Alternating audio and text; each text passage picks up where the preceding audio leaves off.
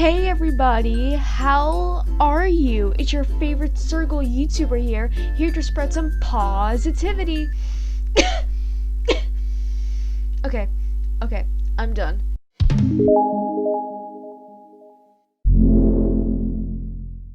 Alright, so I've been wanting to make this video for a long time, but I just never found the right time to do it. This week I don't know. I was just like, you know what? Yeah, I think I want to talk about this today. This week, well, I'm probably gonna get this out by like next week.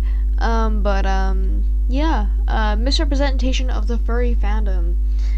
Whenever we're talking about misrepresentation, generally a lot of people think of the NSFW side of the fandom, which, for me, I don't have a problem with the NSFW side. I just prefer not to see it, but generally I don't have a problem with it, and it can give us a bad light, but we can have a lot worse things happen in the fandom that could misrepresent us, and there is things that do that. And granted, it's a lot of people who are generally not liked in the fandom who do this type of shit, and they do get called out for it. So thank God it's this small minority, but either way, it's still a thing that should not be in the fandom. So I'm gonna be talking about this thing today, and also because these things are very obvious, but I don't know, some furries just love to shove this shit under the rug. So yeah, here we go. Alright, so first off, I'm gonna be talking about forced NSFW content. Oh my god. So a while ago there was this thing going around. I wanted to make a whole video dedicated to this, but I don't know if I'm going to now, considering I mention it here. But if anything new comes up, I'll probably make a video about it. And that is the NSFW side of the fandom and the fluffies. So someone had made this separate subgroup of the furry fandom called fluffies, which are basically people who don't want to see any NSFW content, which I totally agree with. Some people just don't like seeing it. Some people, for our kids, some people are ace, and some ace people just don't like looking at that type of stuff, and that's completely fine. But then you had people who were like, no, if you're a furry, you have to deal with it. And I'm like, oh my god. If people don't want to see it, people don't want to see it. Why are you getting so offended? Like, some people just think that people are joining the furry fandom just for the NSFW content. No, some furries aren't joining the furry fandom for the NSFW content. I came for the community, and some people just came for the regular anthropomorphic art. And oh my god, and some of us were calling us burnt furs, like the new burnt furs, and I'm like, do you see us being homophobic or transphobic? No, you don't.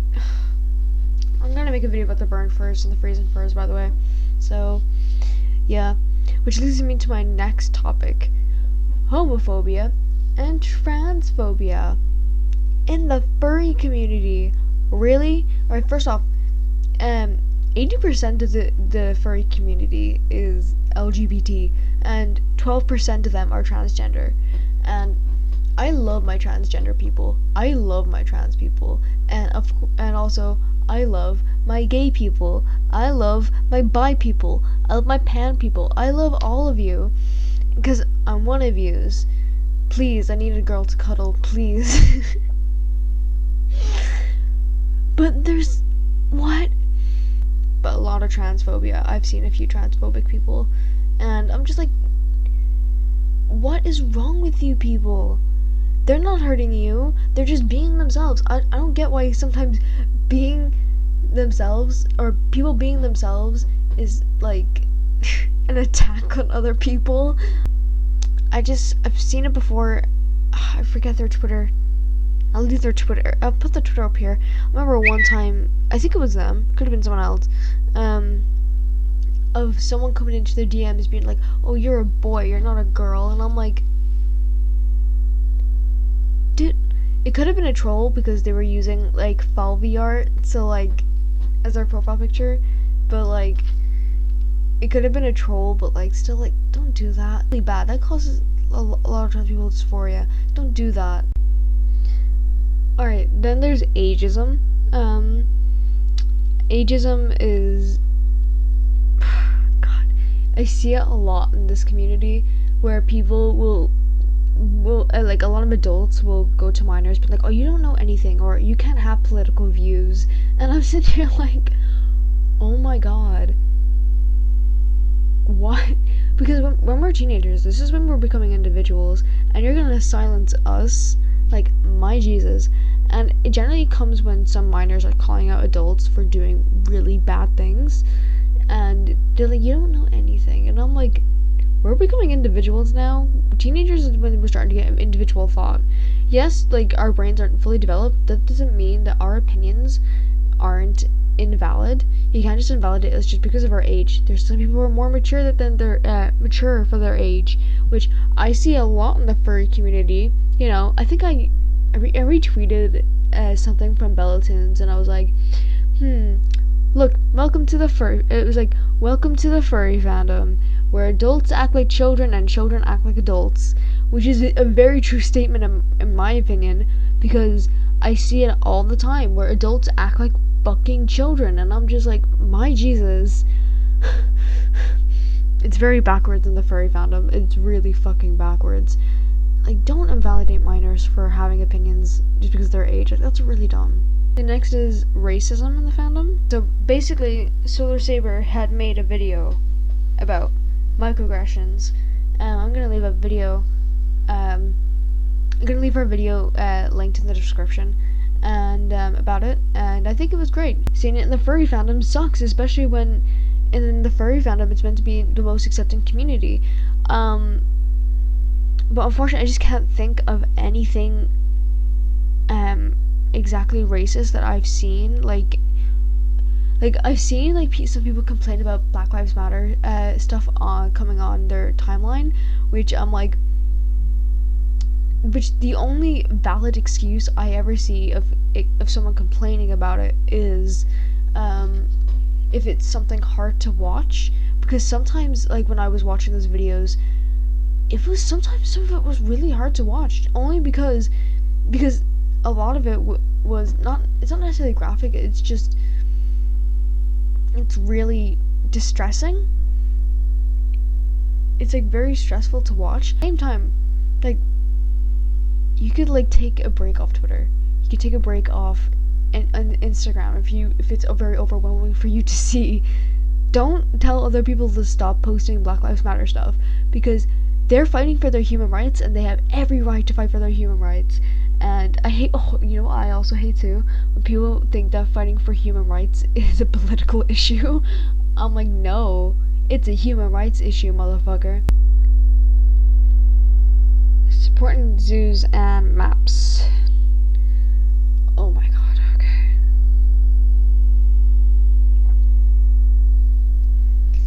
I see this less with zoophiles, because I think a lot of us are smart enough to know why you shouldn't support zoos.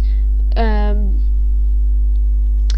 when it comes to pedophiles,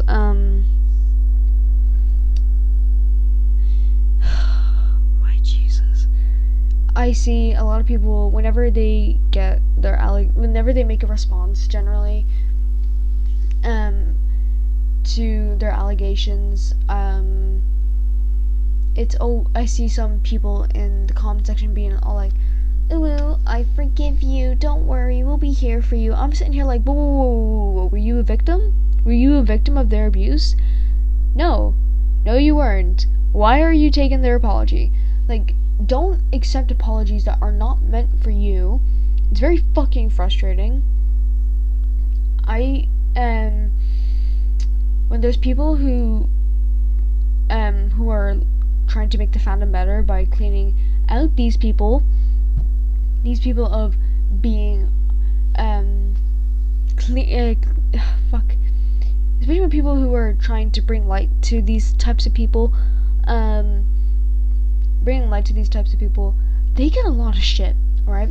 And I don't understand it. They're trying to warn minors have not interacting with these people, because guess what? the minors in this community deserve a safe space where they're not going to be taken advantage of, okay? So you're going to tell them that they can't, say, hey, this person is taking advantage of minors, beware of this person.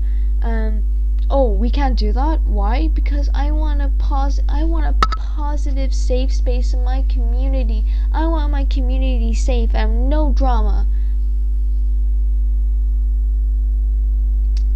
If you're expecting a perfect fandom, you're gonna have a bad time. Like, not all communities are perfect, and I completely understand this. And this is by the way, this is not just for the furry fandom. This goes for all fandoms, but I see this a lot in the furry community. And it's just fucking disgusting. I hate when people do that. Like, thank God we're getting a lot better at it. But there's just still few people who do that, and I just don't support it whatsoever. And I do understand some people's arguments where, oh yeah, this can be faked, this can be forged to make someone look bad. And I get that. Or sometimes some screenshots can be taken out of context, and I do understand that. But at the same time, they shouldn't be just brushed over as fake allegations. They should be taken seriously. Because I'm on the weird side of, this shouldn't be taken to Twitter, this should be taken to the police. But at the same time, sometimes taking it to the police can be finicky. So, from what I've heard, because I've never had to do anything like that, thank God, I'm very lucky I don't ever have to do anything like that. But, it's a very weird situation, you know what I'm saying? But allegations should be taken very seriously and not brushed under the rug, or that's fake, you can't prove it's real. You know what I'm saying? And also because some of these disgusting people love to cover up their tracks, by deleting messages and stuff like that. And people can't retrieve those messages, and then some people don't have evidence, and then people just think that they're lying about it, and it's sick. And it's one of the main reasons why I wanted to make this video,